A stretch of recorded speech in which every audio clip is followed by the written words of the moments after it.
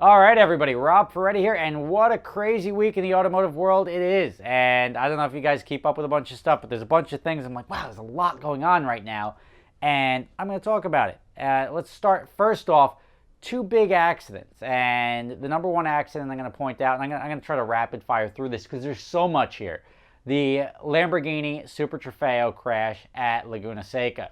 And it was right before the corkscrew. You just see these two cars coming up, the standard, like, braking to go into the corkscrew, and you have this one Super Trofeo, boom, beeline straight past them, misses them both, smashes right into the tire barrier, flips up in the air, and then lands on its front. Now, I mean, my reaction was sort of the same as everybody else's. Got to be brake failure. The differential in speed, everything like that, the brakes must have failed. Well, according to Lamborghini, the brakes were fine and everything was okay. So there is this level of like, what's going to happen? Lose the shit about the woman driver. It was a woman driver, but she's a woman race car driver, which means she could kick all of your asses twice over. I mean, gentleman series, but still, she's probably a better driver than all of us. So let's remove that from the equation. It was on lap 3 of a 15 lap. Ultimately, it was a 15 lap race. The race got yellow flagged, then red flagged to airlift her out of there. According to all sources, she's doing okay and she's going to recover. And that was a testament to the safety of the Lamborghini Super Trofeo. But the crash itself was like, holy shit, did you see how hard she just went into that tire wall? But racing is all about the safety equipment, and that's why you don't skimp on the safety equipment. When they ask you to put a roll cage in, you put an actual roll cage. You don't take fence piping to make it look like a freaking roll cage. You don't want to be that guy that gets hurt because you think you're never going to crash. I'm sure she didn't expect to crash, and I'm still really curious as to when they start plugging in the car, what actually happened.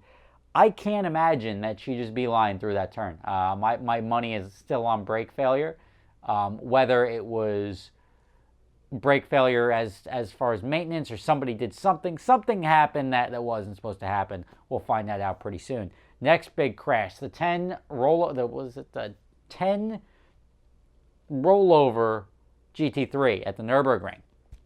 And again, things can go sideways so quickly when you're racing. And this one was just, you caught a curb in a GT3 at the Nürburgring, car caught an edge, rolled over.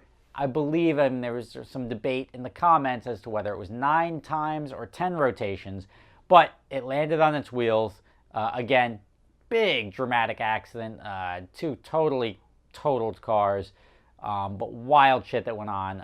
Very, very wild video. Speaking of wild video, there was this video coming out of China, which I like. And like, I'm going to make some like no vertical video shirts just to get that message out there, because you guys got to stop doing vertical video. I don't know. I mean, it's China. You guys all are used to like all the smartphone technology and everything coming out of Samsung and everything.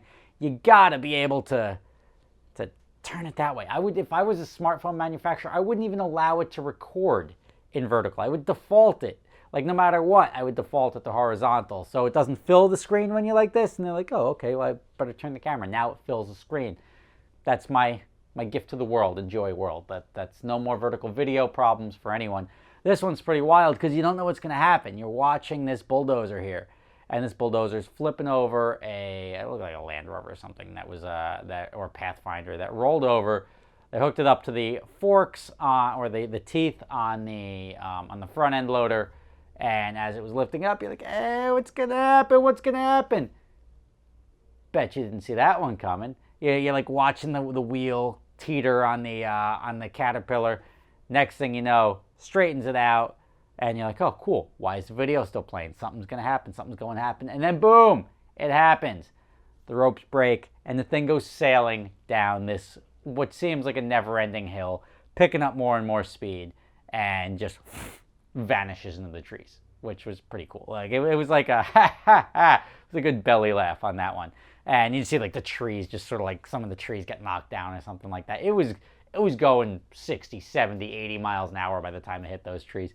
The only thing that could have made that video internet gold forever would have been a giant explosion at the end. I'm sure somebody can CGI that and just make that video absolutely perfect. Well, no, it's fake at that point in time, but it'll be absolutely perfect. You know what else is happening this week? The Bugatti Veyron. Remember that one that went splash, that insurance fraud? Guy went to jail because he tried to defraud the insurance company. If you haven't seen it, I think I did a video on it a long time ago. Guy bought a Bugatti Veyron, got an insurance thing, got an insurance policy for $2 million. He paid like 1.3. Said he got his insurance that he was only going to do 3,000 miles a year, something like that. Drove it like 5,000 miles in a month. And then drove it into a lake, obviously to make an insurance claim on it for the $2 million. So he drove the shit out of it. Instead of the 300 miles a month, he drove 5,000 miles in month one, drove it into a lake, tried to claim that he was looking at a bird, and tried to collect a $2 million payout. Guess what? His ass ended up in jail. And that car has been floating around forever. Floating around, Jesus Christ, I'm really good. That car has been floating around forever, and it still hasn't been repaired. It was somebody decided to repair it, and it's actually probably a pretty good time to do so because the car has got a pretty solid value right now, and it's got a cool story behind it. The problem is Bugatti parts are freaking expensive. There was a rapper out of Miami, let's call it Birdman. I don't think it was Birdman, it may have been. But had a Bugatti and sold it because he found out like a radiator was like $80,000. Like, fuck this shit. And Bugattis are very expensive to repair. So when you chew through a motor, you got water all over, new electronics, you're essentially rebuilding the car. If you look at any car, if you try to piecemeal it together, if you go try to order all the pieces individually to build your own 01, it's going to cost you $350,000 versus going to the dealership and just building it or buying one for $130,000. Put that into context with a Bugatti where it costs $1 million new. That's probably $3 or $4 million to get all the parts. Now, granted, a lot of parts are there. Some of them can be salvaged. Some of them can be cleaned. I don't know how much overlap there is with like Volkswagen or whatnot as far as the parts go. So I don't think that car could cheaply be put back together. If it could have, it would have been. But if you have a couple of people throwing $100,000 at it, at some point in time, it's going to be a smart buy to pick it up.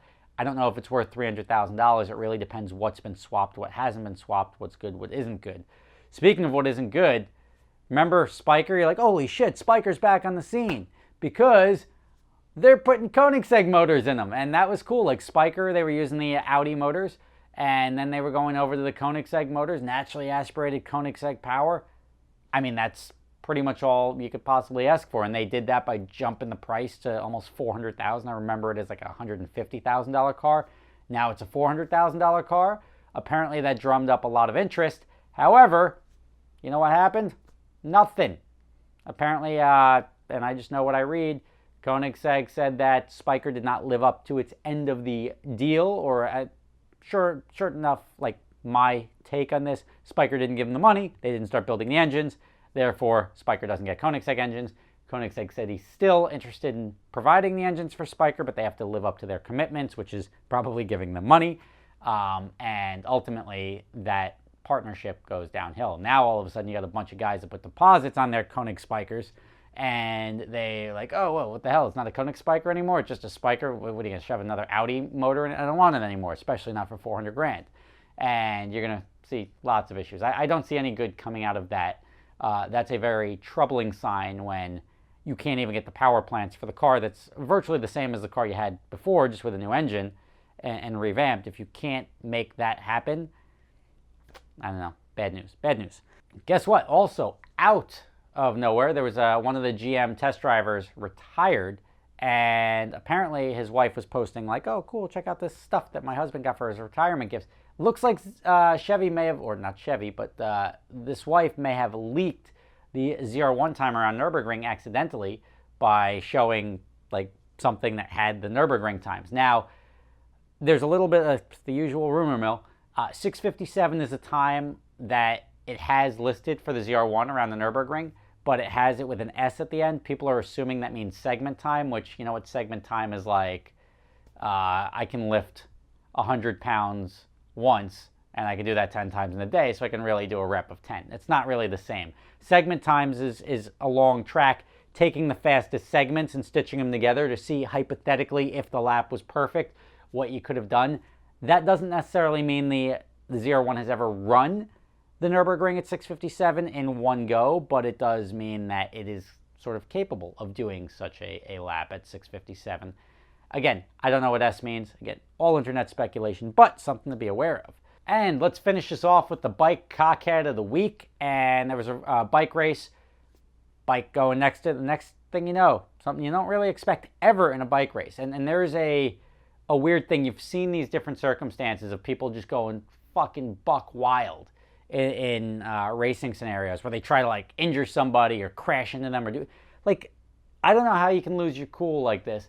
Guy reached over while they were full out in a bike race and hit the brake handle on another bike right next to him, and it threw the other bike off.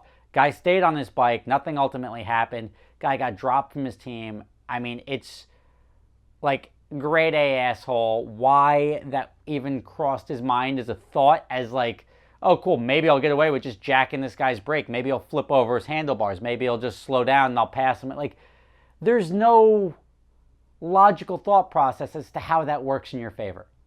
You win, they strip your victory. Like, there's nothing that you could possibly do other than potentially hurt somebody for what? You're a cockhead. You deserve all the hate you're probably getting already.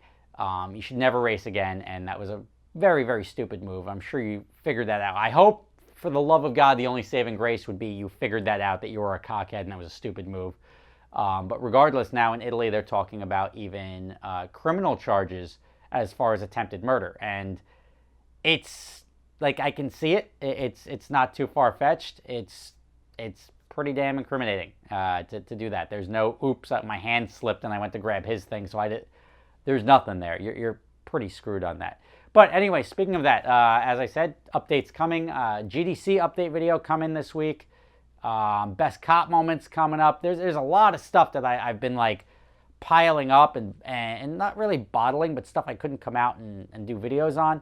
And luckily everything's sort of wrapping up all at the same time. So we'll be able to do that. Fill in a lot. I don't like being cagey. I don't like not being able to share information. But in the grand scheme of things, I can't release stuff until it makes sense to release stuff. And you're about to see a bunch coming in the coming weeks. So thank you for sticking around, and I will see you tomorrow.